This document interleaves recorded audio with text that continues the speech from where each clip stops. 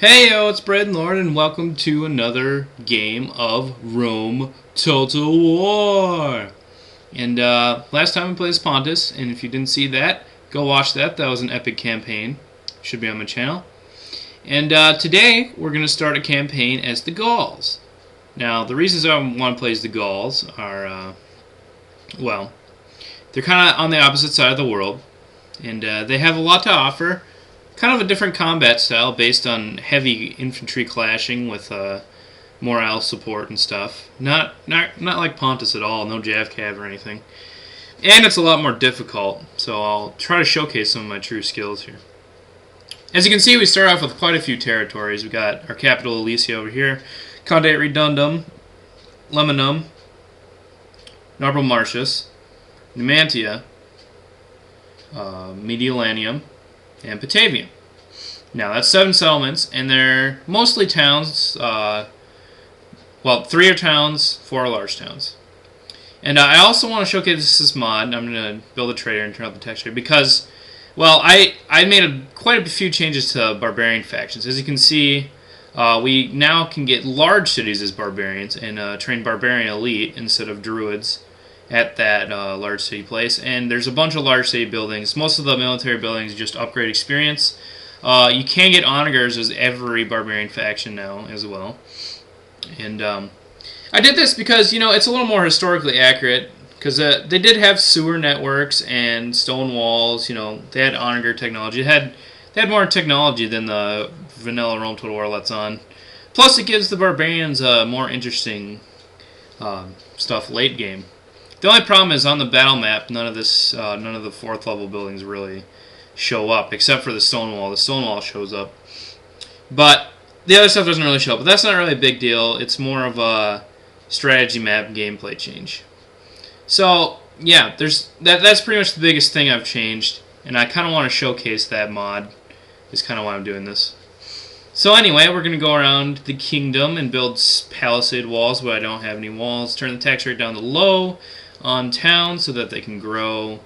Increase tax rate where I can on large towns, and build traders and all this kind of economic stuff right away, because honestly the Gauls start out in a really big money crunch. You start with a pretty decent sized treasury, but it quickly gets depleted because you have to spend a lot of money building buildings, and you got to build troops if you want to stay up with the rest of the world. And the Gauls are surrounded by foes. They got hostile barbarians in the north, hostile barbarians in the west, possibly Carthaginians, and they got Romans directly to the south here. Now I'm going to go talk to the Romans, see if I can't get trade rights right away. We're probably not going to keep it that long, maybe a few turns. We'll probably go to war with them in this episode, honestly. And we'll go from there. It never hurts to have it, and it might delay them from attacking me for a turn or two. So, whatever. We're going to move our spy down here. And there's the city of Segesta. That's the Roman Julii, who are the red Romans. That's their first target. And there's a Roman legionary unit. They're pretty tough. They're better than my current soldiers now, but I'll quickly be able to build better soldiers to counter that. And I'm going to move some troops out from Norbel Martius and move Vindex over. And we're going to attack the rebel town of Massilia. Doesn't have much garrison. Should be pretty easy to take. And in Alesia up here, we're going to move out our barbarian elite, which are very tough soldiers, and we get 1 unit of them at the beginning, but it's very hard to get a large city playing as the barbarians. I'll tell you that right now, so just watch out. That's also why I gave them sewers, because it helps them a little bit get up to the status. As you can see, this is our largest city, and it's only at 3,400 starting out. Yeah, we're going to build some war bands there to replenish our forces. We're sending that little army down south there because there's another rebel settlement between there and Massilia. So we're going to take that out. Now we're going to end the turn. Julii are shuffling around. Haven't taken Segesta yet. That's okay. We're not going to try to push towards it, even though it's got a very weak garrison. That'll just enrage the Julii more, and that'll spread our forces a little too thin. And our walls got built, so all good in the hood. Trader and trader, right? Right, come on. Click the trader. You can do it. I was thinking mines for a second, but, trader right now is probably better for that population growth. And we're going to build a couple rams, just in case I want to siege attack. Probably not going to. And we're going to move this army farther southward. Going to engage this town. And that's Lugdunum. So we got Luminum and Lugdunum. I'll be mixing those names up all the time, I'll tell you that much. I'll just tell you that right now. And Numantia is kind of way out of the way, and it's surrounded by the Spanish, who are going to probably make constant attacks on Numantia, so we're going to want to train some troops there. And these two cities are going to be very aggressive military-wise, and we'll try to build the next level barracks as soon as possible.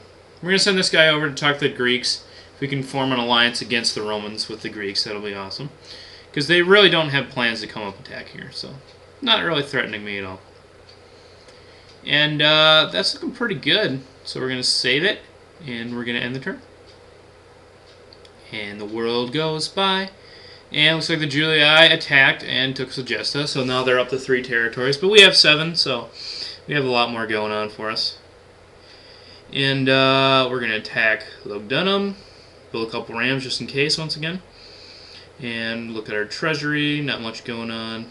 Alesia, not really much going on. Gonna build some roads. Roads are pretty important because these are the distance between territories and barbarian land is quite large. And we're gonna build a meeting hall here, and that allows us to train swordsmen, which are very good for early game at least. I mean, later on they're not that good, but for early game they can hold the line pretty well. They have pretty decent morale and good attack strength. And we'll go over more barbarian units when we start getting in battle. And I'm going to go around building more economic buildings. Build a port here, so if we need any navies, because the British to the north are probably going to attack us at some point, and we're going to need navies to blockade them from ferrying over more troops. So that'll be a good thing to have, because Leminum and Conde Redundum aren't going to get ports anytime soon. Anyway, we're going to scout over here and see they're already landing troops. So, I mean, it's kind of scary. But usually it takes them a little while to go attack us. So, we'll watch for that. And yes, if you've been adding this up, this is going to probably end up being a war on 3 fronts. Now, I got to tell you, that is not easy to deal with. And I've never had a successful campaign playing as the Gauls. I've tried 3 or 4 times and I've lost. So, this LP is going to be interesting because I'll keep playing, and if I end up losing, I end up losing. I'm not gonna cut it. I'm not gonna start it over. I'm just gonna play it until either I win or I lose.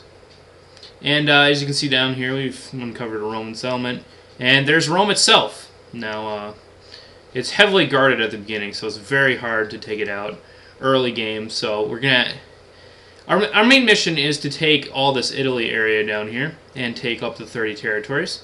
That's going to be my goal for this campaign: 30 territories plus Italy. And we start out with 7, so we only need 23 more. And counting Italy, there's quite a few territories. And Germany wants to talk to us, so let's see what they want. Oh, they want trade rates and map info. That's fine. Do you want an alliance? And yes, okay, we have an ally. So hopefully me and Germania can go engage Britannia together. That'll be cool. And Germania is really tough to fight for other barbarians because they have phalanx troops.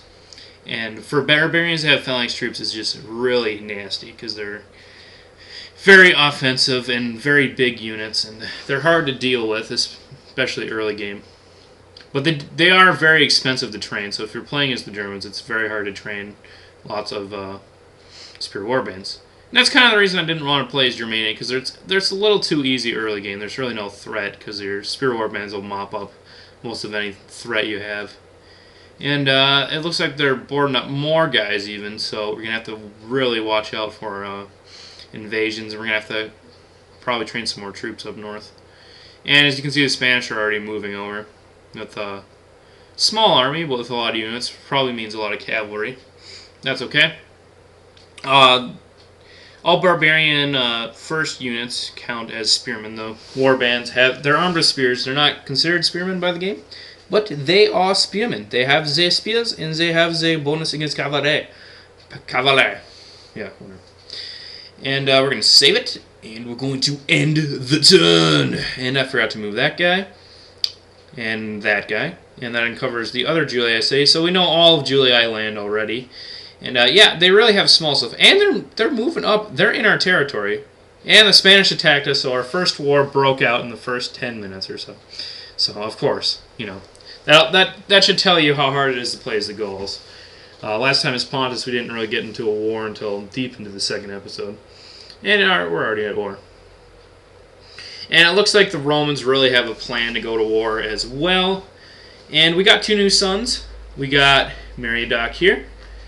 Oh, he's not that good. He's got Doubtful Courage, that's minus morale. Feeling Poorly, that's minus HP. But he does have a command star. And, I don't know. He'll be alright. I could send him down here, but I think... Unfortunately, I think he's going to have to be my vanguard against the British. I'll have to make sure his unit's protected so he doesn't get hit and die, because he doesn't have much HP. I think generals start with like 6 HP base or so. I'm not too sure on that. And that means he's down at 4. Or they could start with 5. I don't really know. It's just my guess. And we're going to send out an army here, because this guy, Aportorix's son here, has 3 commands, so he's pretty good.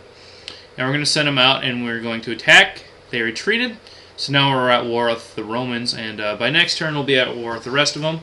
That is fine. Start the war early. Don't let them get a sneak attack on you. That's my advice if you're playing a barbarian nation, or playing any nation close to the Romans. You want to make sure that you have the upper hand. Put them on the defensive. Make them try to defend their lands. Keep the pressure on. Never let back down. That's the only way you can beat the Romans. Because if you start giving them land, if you start letting them attack you, eventually they're going to get lucky. They're going to win. And it's going to be really hard to take that land back. Because the Romans are the toughest enemy in this game, honestly. And we're going to have to take them out. That's my mission statement. And let's see what this Spanish army's got. So, let's look. Skirmishers and cav. Really? Really. Javelin men and cav. So we can take that out really easily. So let's save it.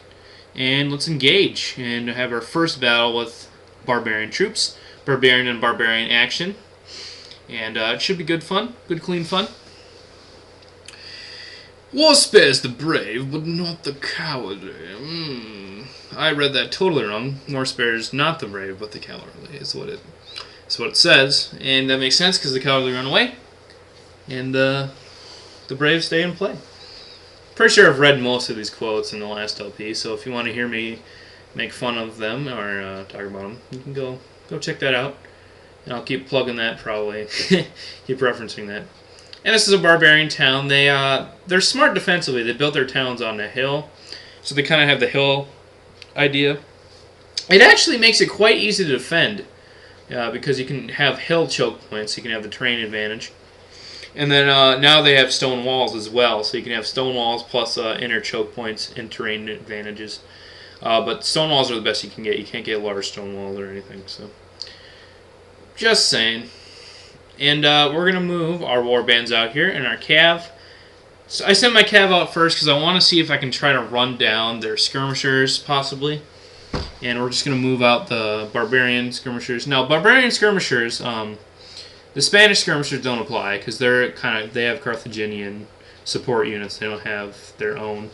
As far as the Spanish go, the Spanish are really only barbaric as far as their infantry goes. They're not really barbaric as far. Well, their units in general are not very barbaric. It's really their kind of like their buildings and stuff. They have barbaric style buildings, not very barbaric style units, which is kind of bad. Anyway, barbarian skirmishers, they have a lot less ammo, but they have a lot more attack, so they're very good for quick burst damage, which is very ideal for a skirmisher. And they have decent melee capability. They can fight in hand-to-hand quite well. And they can definitely support your frontline troops. And swing around and do ambushes. They're very good at hiding. All in all, I would say they're much better than civilized skirmishers. Because, civilized troops are made for prolonged fighting, as barbarian troops are made for instant kill.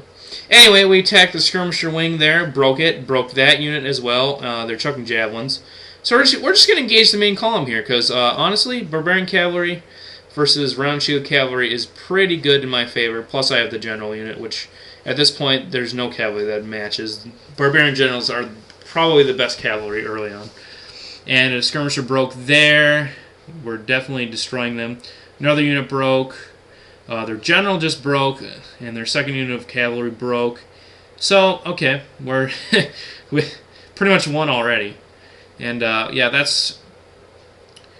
Now, playing as barbarians, a lot of battles are going to be a lot faster because usually one side breaks very quickly as the barbarians. So the key to playing barbarians is to get the morale advantage, either by buffing your side or by just totally annihilating the other side.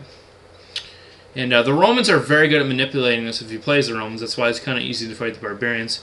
Because the Romans have good morale, and they can inflict casualties very quickly with like their pilla, their javelins and stuff. And cause a lot of panic in barbarian armies and break them very easily.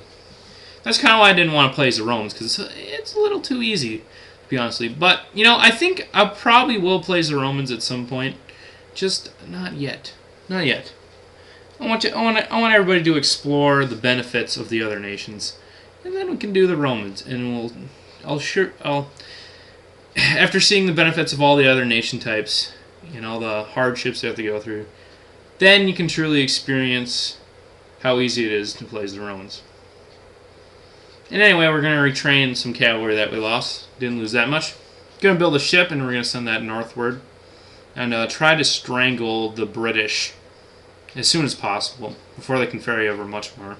Although they did get that army over, and they got that army over the other turn. And they have quite a few troops. Anyway, we're going to push this guy, Belenus, and we're going to attack Vibius Julius. Because he decided to march up here all by himself, and, well, we're going to have to stop him. He is on a river crossing, but he's just one unit, so it's not really a problem. If they had archers and other units, I wouldn't bother, so... whatever. Oh, I don't think I've seen this one. A disorderly mob is no more an army than a heap of building materials is a house. So basically it's saying, you know, just because you have men doesn't mean that they're going to win. Just because you have the number advantage. You need to have trained men that are ready for war, not men that are just there because you made them go. That's why, you know, the medieval system of leviage, it really wasn't as successful as, like, say, Roman system, where they trained every soldier, especially late Roman armies. They trained pretty much all their soldiers, and that's why the Romans were so successful. And the barbarians don't really train their troops, but barbarians are used to war, and a lot of them hunt for a living, so they're definitely tough by nature. So they don't really need the training. But I would say for civilized troops, you definitely need to train all of your men. Or otherwise, you're going to run the risk of very costly battles, because some of your men will break, all the inexperienced men will break, and then your more experienced men will start to panic, and they will break. Anyway, here's the Roman general here. He looks pretty cool, but he's going to die, hopefully. And we're going to march up our infantry here. Again, they're spearmen. Technically, I'm going to consider them spearmen, even though they're technically not spearmen. And, yeah, they inflict casualties while the enemy's charging. And warbands are some of the best early game units. I mean, some of the best tier 1 units that you can just get. Anyway, I'm going to activate Warcry here. What that does is it greatly increases your attack power for about half a minute to a minute. And we're going to use this, and we're going to charge in, because barbarians have very good charge power, so you want to try to get the charge advantage. And we're going to charge in our cavalry. We're just going to smush this guy, and we should be able to take him out pretty quickly, because our guys are buffed up from the war cry, and we have the number advantage. Our general's really getting in there, and look, they broke already. And we should be able to take out the general. There we go. Nice. So that's one Roman family member already disposed of. We lost about 10 guys there. 16 to be exact. Not really a problem, because it's all fair enough in war, as some say. And, yeah, so first battle against the Romans, successful. And we're going to camp this guy out on the bridge until we can get some more advanced troop types. The meeting hall is one turn away from completion, so we're going to try to complete that. And we should have swordsmen pretty soon. And we're going to, after we get a couple units of swordsmen, I want to send this army out to attack the Romans down here. And yeah, looking pretty good. Got one more turn on Massilia, 2 more turns on Lugdunum, and looking pretty good. Pretty good all around. So I think it's about time to save and end the turn. This is a much longer first episode than the last LP, but you know I gotta move you in, kind of let you get the feel of the Gauls.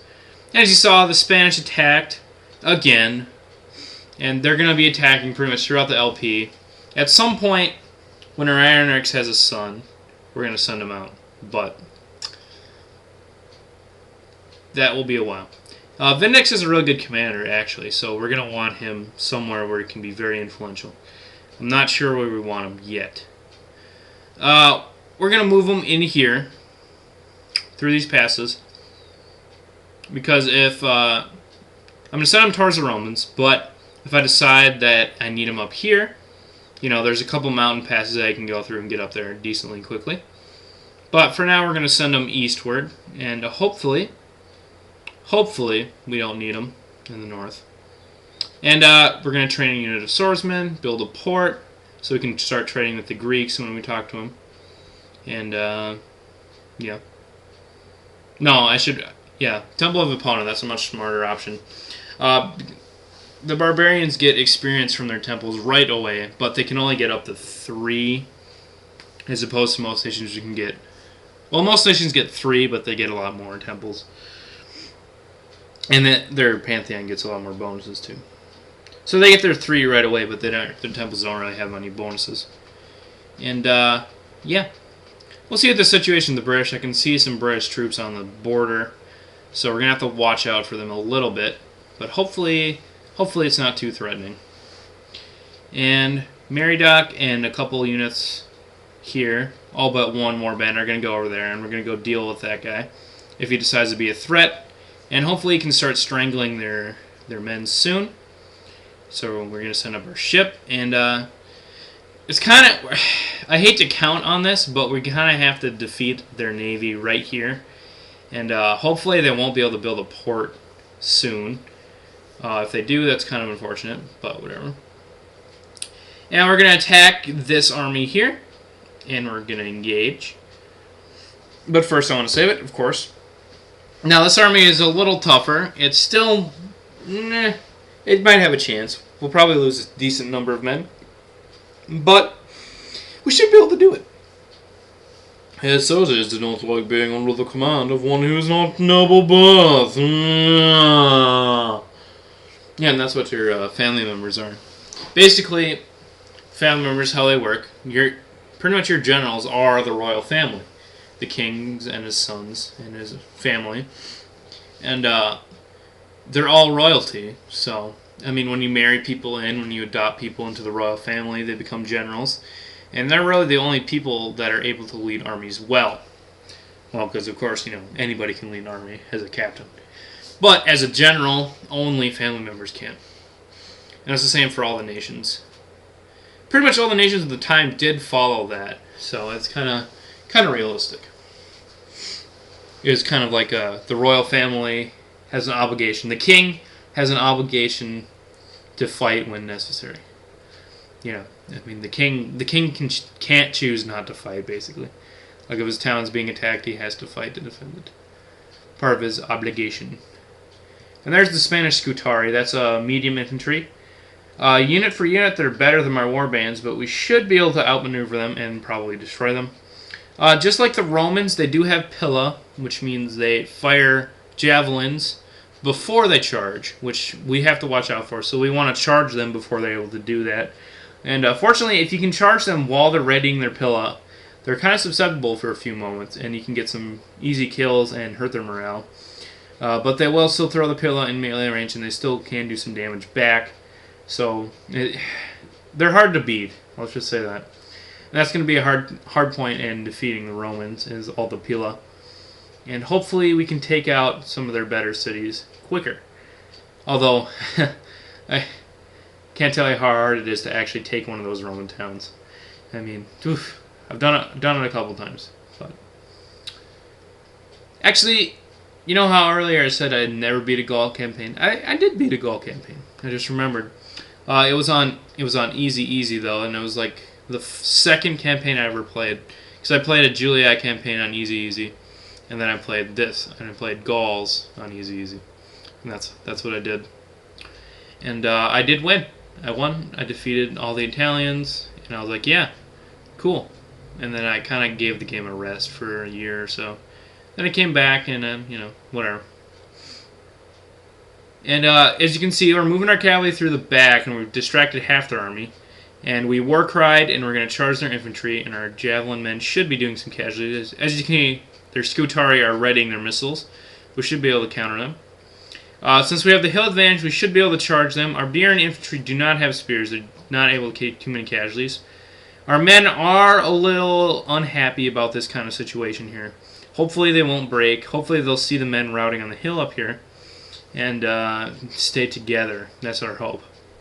Because our Iron Axe is kind of out of command range, so we can't really influence them. I'll sign the cry of command just in case.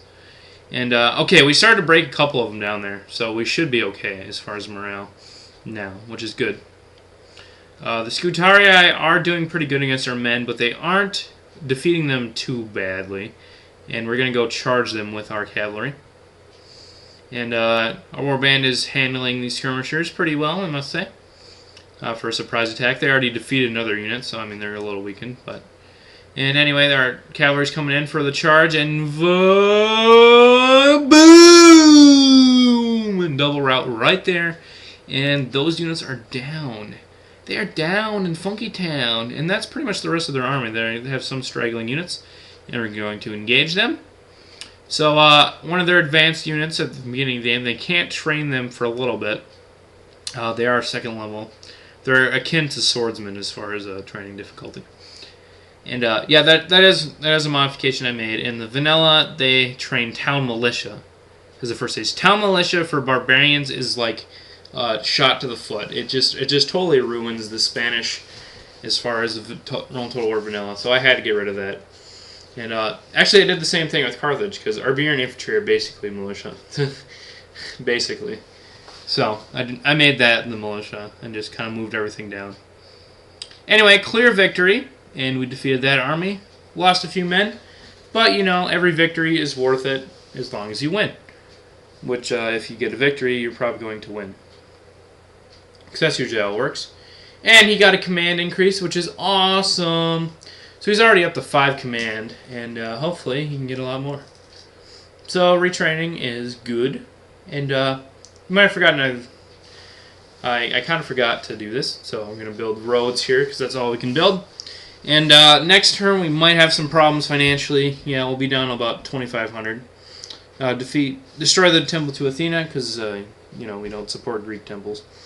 And that's looking pretty good for this episode. So thank you for joining me on this episode of Rome Total War, and come back next time when we try to push on all of our fronts. Red Lord signing out. Peace.